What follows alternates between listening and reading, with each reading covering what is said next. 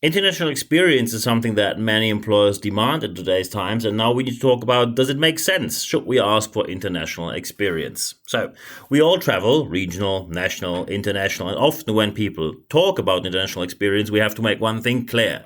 International experience means that you at least had some distance of travel and you most likely left the room or the area in which they speak your language. When we still have, and I have to talk about my industry here, when we have people who claim that they are international speakers, while, for example, their English is on an embarrassing level, and these international speakers sometimes are the ones who traveled from Seattle to Vancouver for a gig, or from Munich to Vienna, short distance travel to call yourself an international speaker during unpaid gigs, doesn't make you international in the slightest. So when we now talk about how does international experience actually weigh in to what you as an employee bring to the table for your company? When many international companies say we want to have international experience, the main issue here is that there's a lack of structure in their programs. And often when they have these programs, often people wonder, it's quite expensive what we do here. Is there any benefit? So let's talk about the benefits first. How do we deal with international experience and the programs attached to them? So there are obvious advantages to being able to deliver with international experience. So first, of course, it's language. You, of course, can speak the language a lot better and a lot more native when you speak it fluently from the area in which you lived. The second one also is the cultural understanding. I give you a very simple experience. And when you, for example, speak English and you talk to British people, you might be a master in the English language. However, you most likely will not know what British people just told you, because British people never tell you in straightforward words, especially as a German, I can tell you that. They never tell you in straightforward words what they really mean. So you need to be able to decipher the code of what they tell you and what they really mean. So this cultural understanding will help you a lot when you have to deal, for example, with clients or customer demands from certain areas, cultures, backgrounds, or countries. Also, when you are able to go to a certain country, maybe settle down there, you will have a personal growth moment and also more self-reflection. You grow because you face certain challenges, and the self-reflection happens because you see, oh, look, this is how they do it here, this is how they do it where I come from, and you can sort of pick the best out of every single culture and say, hey, they do this right here and they do that right here, and then just offer a best of to your organization. You also grow your network, which of course means you will have more creativity, more innovation. You have a huge number of people you can connect to, especially when you work with them very well. And also you're better in dealing with change. When people ask, why are you better dealing with change when you have international experience? Well, you went through the change by yourself. When you move somewhere else, especially when it's not next door, you will see significant differences between where you grew up, where you lived, and where you are right now. And dealing with change on that level is quite, as the name says, challenging. However, when you overcome these challenges, you will grow personally. You also have a lot more self-confidence. You also have more options to solve problems because you saw a million problems happening. And when you see one culture solving them and another one, you can compare and do again the best of the two. When you've seen 10, you can do the best of 10. Also, when you work in international communities, you have more tolerance, you're more open-minded, which is very important, especially on a leadership level. And besides your self-confidence, you have a global mindset. And this global mindset to know that everything we do is interconnected, there's a globalized world in which we live, and every action we do has a consequence somewhere.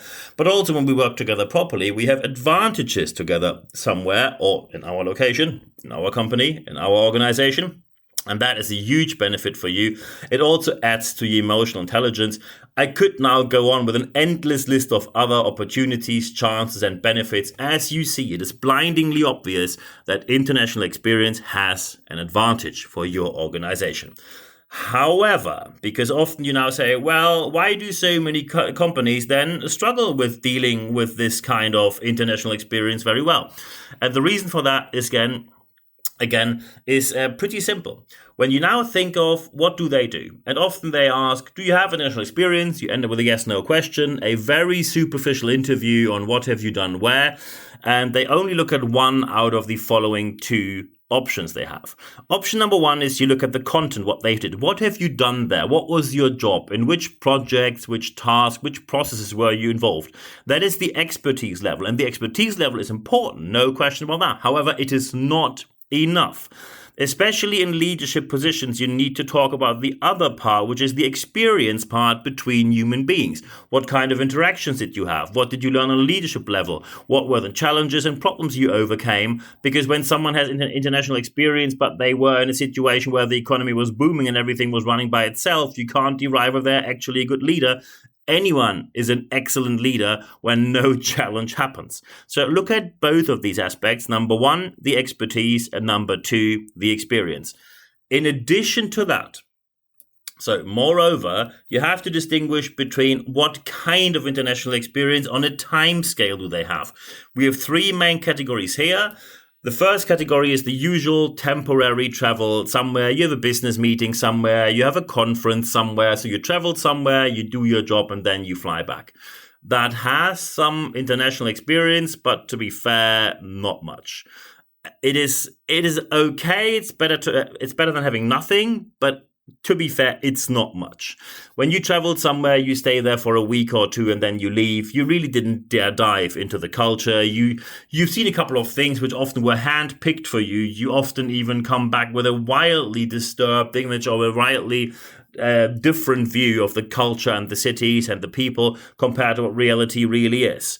So when people stay a bit longer, and that means they stay there for a couple of months, they become part of social circus. They actually settle down for a bit and they become part of private lives of other people as well. That is where you really dip into some society and you really experience how life is going on where you just live. And of course, the highest level of international experience is when you reside somewhere, when you get residency rights. So you settle down somewhere, you become part of their taxation system, part of their residency or visa program, part of their social security system, and everything, including public services and everything you will see, suddenly becomes available to you. It becomes part of your everyday life. And also please distinguish between the ones who did it by themselves and the ones who had some sort of expat organization doing everything for them, because these people got a certain share of very filtered international experience, but not the real international experience you have when you really settle down somewhere, own your own bills by your own deeds. So always distinguish between the two factors, expertise and experience. Of course, both are needed, so check for both. Also distinguish between the main three time tiers, which is temporary business travel, longer business travel, and getting residency somewhere, either temporarily or constantly. And anyone who has this permanent residency and has done that 1, 2, 3 times in their life, they have a different view of the world, because many things you appreciated, you suddenly will feel they're not available somewhere else, or vice versa. And then you again have a different view of the world, which you can integrate into your leadership. So when you've done all that, the main question now remains, how do I implement this kind of international experience in my everyday life as a leader? So first, you need to be open for international experience. Just demanding it, but not being open for it. So for example, when people say, we expect it from people, but we don't offer it and we don't have time for it, so it's all your task, that is not very credible towards any person applying for a job with you. So be open and offer international programs. However, these international programs need to be a fit for the role. Not every single role needs international experience. When you want every team lead to be internationally experienced because you have an internationally, culturally diverse operational level, be aware of the fact that international experience comes with a price tag. And of course, there are certain positions where you can simply say, sorry, international experience is a must-have. And I give you a very simple example here. If someone, for example, wants to educate your leaders, or if they want to do consultancy with you, having someone from just one country background really only works when you're a mid-sized company that works within one company. When someone wants to put their expertise out there, I would always expect from them that they've seen multiple countries, lived in multiple countries, not from a privilege, someone pays you for everything, but from a worked your way up, been there, done that kind of first-hand experience.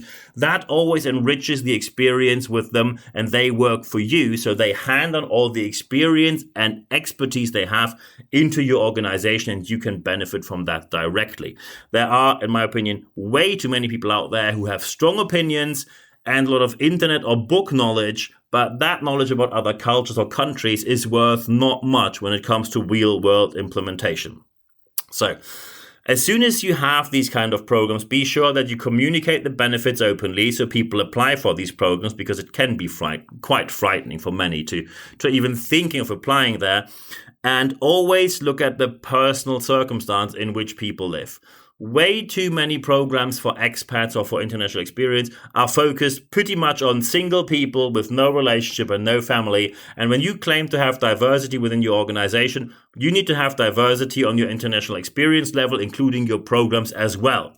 And that is very important when it comes to offering these programs in your organization. Offer flexible path to access these programs. So don't just stick random limitations somewhere into this program. So when you, for example, say, oh, you can be maximum of that age, which is, by the way, ageism and age discrimination illegal in many countries. Or when you say this is only available for that kind of program, and when people ask why, you say, oh, because we decided on that way. There is no reason. We just decided that. You need to give reasoning for why you open up or limit the program to certain people. Taking this all together, when you want to be a leader, and that's the question, is international experience important for leaders? When you work for a mid-sized company that works within one company, exports from there, but basically everything is centralized in your location, probably you don't need it. So don't do international experience for the sake of international experience to polish your CV, because you won't see any benefit of that. As soon as you work for international brands which are truly international, which also includes that you are traveling quite a significant amount of time, then excellent leadership becomes crucial. And excellent leadership has many dimensions, and you only know these dimensions when you had first-hand experience with them. So that means as soon as you have people who should lead internationally, be sure that you only employ or hire people who give you the appropriate amount of international experience. And that international experience will add great value to the teams, to your leadership, and to your whole organization. I wish you all the best implementing that. And when you now say, well, that was quite something and quite a bit of work, I think, yes, it is. And there's no question about that. When you now think, I'd like to have a chat about that, just drop me an email. nb@nb-networks.com. You also find my email address in the show notes of this podcast. We can discuss anything. If you'd like to talk about something very specific, training, speaking, or coaching, what you need, we can discuss that. But we can also just talk through your different questions. And by the way, I'm recording this podcast out of questions that came up when people saw that I'm in New York City. I'm quite lucky this year to have a hotel close to Central Park. So I'm living what I'm talking about here. So this international experience is working internationally is extremely important. nb@nb-networks.com. You find my email address in the show notes of the podcast, but you also find my LinkedIn where we can connect and of course chat. And you find my website, nb-networks.biz. By the way, there you also find the articles which we publish every week, and you find the transcripts of the podcast, so you can also read through all the notes there. And of course, all of that available right now. In addition to that, I always get questions if we have any live sessions. Yes, we have live sessions. When you go to expert.nb-networks.com, then we can chat live. But what you have to do to get access to that is put your email address in there. You receive only one email every Wednesday morning. It's 100% content at free guarantee. You get access free of charge to all the podcasts, all the publications. So when you have people in your company who prefer articles or podcasts or vice versa, it's all available in there. And in this weekly email, you always see when do we have the next live sessions and how to access it. And the link to access it is immediately mentioned in that email. So I'm looking forward to seeing you there. It's available, by the way, in English and German. So feel free to bring colleagues and your international colleagues with you. Last but not least, aspect number 3, apply what you heard in this podcast, because only when you apply what you heard, you will see the positive benefits of what you obviously want to implement in your organization. I wish you all the best implementing that. I'm available for help 24/7, so feel free to contact me anytime. And at the end of this podcast, there's only one thing left for me to say. Thank you very much for your time.